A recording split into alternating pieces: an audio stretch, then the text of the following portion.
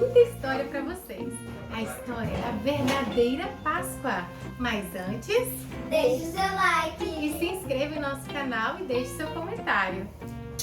Se você pensa que a Páscoa é baseada em coelhinho e ovo de chocolate, você está enganado. A nossa história de hoje está baseada na Bíblia. Eu vou contar para vocês a história da verdadeira Páscoa, que está registrado em Êxodo 12. Depois você passa lá e dá uma olhadinha, tá bom? Há muito tempo atrás, o povo de Deus, que é descendente de Abraão, Isaac e Jacó, foram morar lá no Egito. Vocês lembram do Egito? Que é a terra dos faraós, a terra das pirâmides. Mas sabe como eles foram parar lá? Vocês lembram que quando José se tornou o grande governador do Egito, ele levou sua família para morar lá, para fugir da grande fome que atingiu toda a terra. Mas lá no Egito havia comida. E então José levou a sua família para morar lá. Só que o tempo foi passando e José morreu. E o faraó daquele tempo também. Mas o povo continuou lá, crescendo e multiplicando. E o novo faraó que começou a reinar, ele não lembrava nem conhecia o José. Então, o que ele fez? Ele ficou com medo daquele povo tão grande que estava crescendo fazer uma guerra contra o seu reino. Então ele teve uma ideia: vou escravizar esse povo, vou fazer deles os meus escravos. Faraó prendia todo o povo com correntes e também muita chicotada. Ele batia muito naquele povo e não tinha dó. E o povo sofria muito e chorava, e já havia passado mais de 400 anos e ainda eles eram escravos, estavam um povo triste e sofrido. Mas eles também decidiram tomar uma atitude. Começaram a orar e a pedir a Deus para livrar eles daquele sofrimento, daquele castigo. Foi aí que Deus ouviu a oração daquele povo e decidiu levantar Moisés para ser o libertador daquele povo. Então, Moisés foi lá, conversou com o faraó e pediu ao faraó para que deixasse o povo ir para prestar culto ao Senhor. Mas Faraó endureceu seu coração e não deixou o povo ir. Ele não deixou. Então Deus falou: vou enviar pragas e forçar Faraó a liberar o meu povo. Mas quando o Senhor ia enviar a 10ª e a última praga, ele fez uma determinação para o povo. Eles tinham que preparar e comemorar a primeira Páscoa.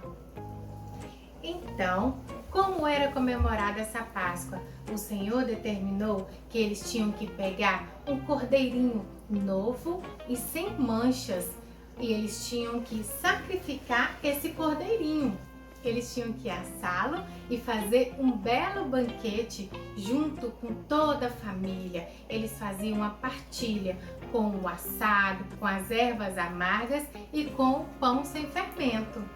E o sangue desse cordeirinho, eles tinham que passar nos umbrais da porta.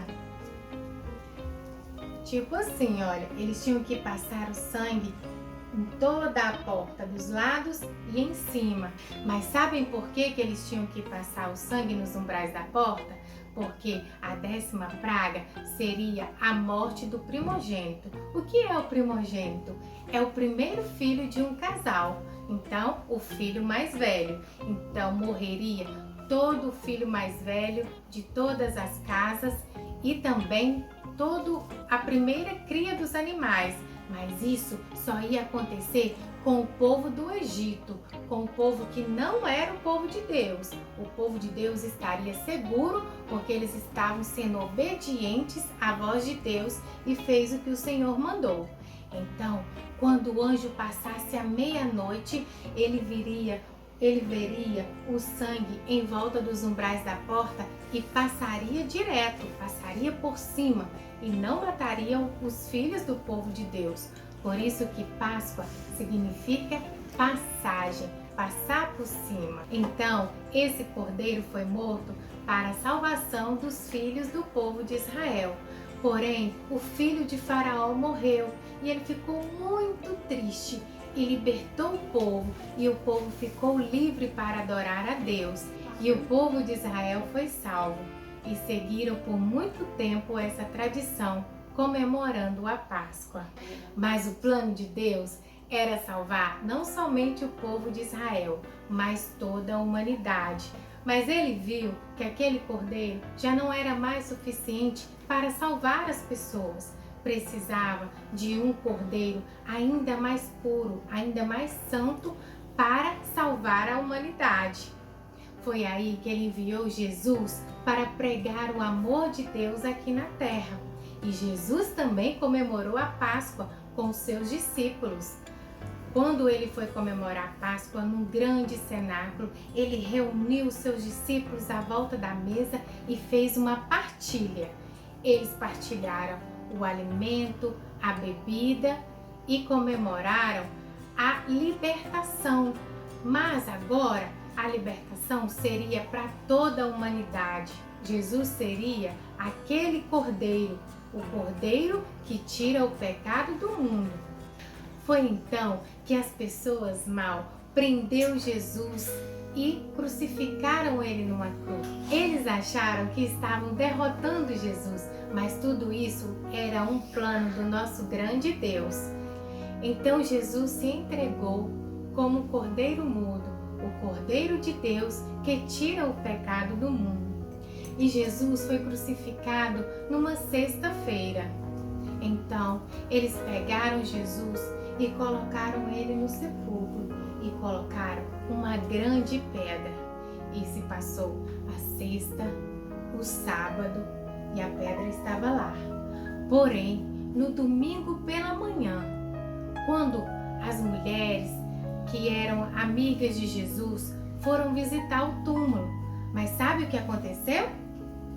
Quando elas chegaram lá para visitar o túmulo de Jesus, a pedra estava removida e o sepulcro vazio. Mas onde estava Jesus?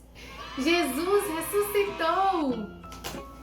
Então foi através do sacrifício de Jesus que nós podemos ser salvos. Ele nos libertou do pecado, da morte e nos fez livre. E mais uma coisa, ele foi para o céu preparar um lugar para a gente morar, uma linda mansão, um lugar celestial. E até hoje a gente comemora a Páscoa, celebrando a nossa salvação, celebrando a nossa libertação do pecado. E agora nós somos felizes. Então, como Jesus vive, ele é a nossa esperança de um dia morar no céu. Eu sei que nós estamos vivendo em tempos de pandemia, tempos difíceis, tem muita gente com o coração triste, mas mesmo assim eu quero convidar você a celebrar a Páscoa com a sua família, mesmo que não podemos partilhar com outras pessoas, com as outras membros dos nossos famílias, nossos parentes, mas eu quero convidar você a celebrar a Páscoa na sua casa, com a sua família, porque a Páscoa nos lembra a esperança, nos lembra vida, nos lembra que Jesus nos amou de uma tal maneira que Ele está cuidando de nós. E acredite, Ele vai cuidar de você. Então lembre-se, Jesus é a nossa Páscoa!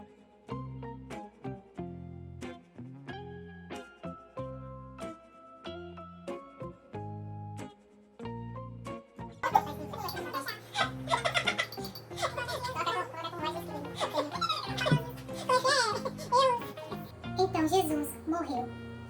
Não.